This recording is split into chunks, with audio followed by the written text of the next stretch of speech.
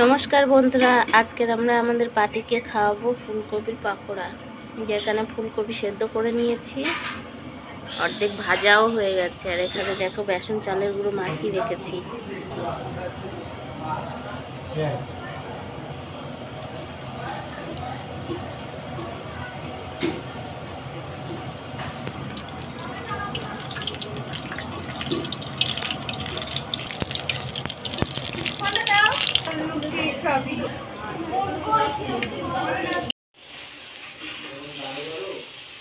এখানে কটা পার্শে মাছ, এখানে রুই মাছ, এই যে এখানে মৌরলা মাছ আছে। এই মৌরলা মাছের রেসিপিটাই তোমাদের সাথে শেয়ার করব। দেখো বন্ধুরা, মাছগুলো কেটে আমি ভালো করে ধুয়ে নিয়েছি।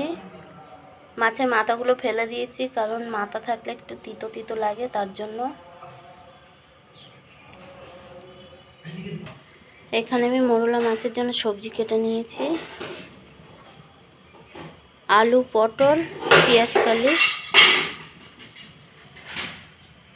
এখানে লঙ্কা, পেঁয়াজ, টমেটো, পাকা টমেটো, কাঁচা টমেটো কেটে নিয়েছি। কড়াইতে সর্ষের তেল দিয়ে দিয়েছি। লবণ হলুদ মাখিয়ে মাছগুলো ভাজতে শুরু করেছি। মাছগুলো ভালো করে ভেজে নেব, কড়া কড়া করে। মাছটা ভেজে তুলে নিয়েছি। দেখো, কালো জিরে ফোড়ন দিলাম।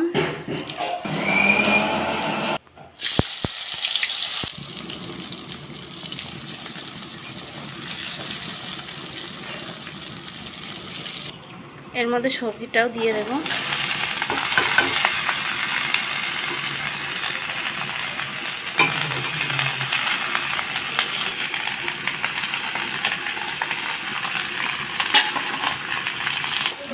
সবজিটা একটু ভাজা ভাজা হয়ে গেছে, দিয়ে দেব সামান্য একটু জিরের গুঁড়ো,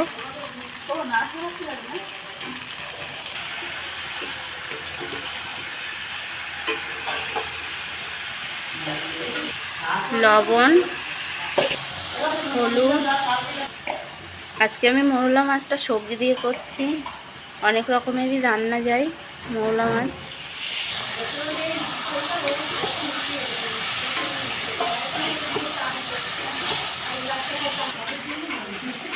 এর মধ্যে আমি একটু সামান্য জল দিয়ে দেবো। চচ্চড়িটা হবে কড়াই লাগানো, পুরো মাখা মাখা চচ্চড়ি, মৌরলা মাছের চচ্চড়ি এটা।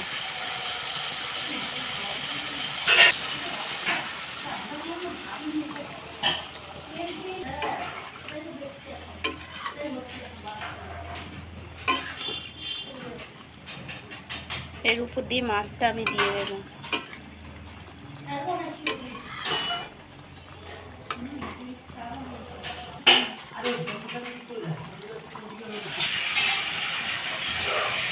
এবারে আমি একটু গ্যাসটা বাড়িয়ে দেবো।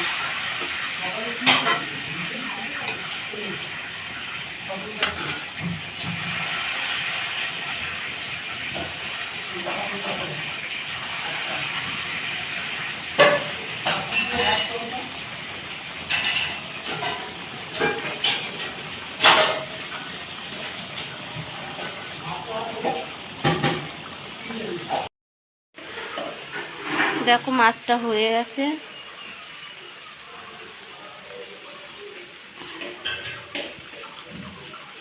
চচ্চড়িটা নামিয়ে নিয়েছি। তো কেমন হয়েছে রেসিপিটা বন্ধুরা, তোমরা একটু কমেন্টে জানিও। এরপরেও আরেকটা পদ আমাকে রান্না করতে হবে। তোমাদেরকে বলেছিলাম আর একটা রেসিপি রান্না করব। এই যে দেখো, মাছের মাথা দিয়ে পুঁই মিটুলি, এটা রান্না হয়ে গেছে। এই রান্নাটা ঘরের জন্য করেছি।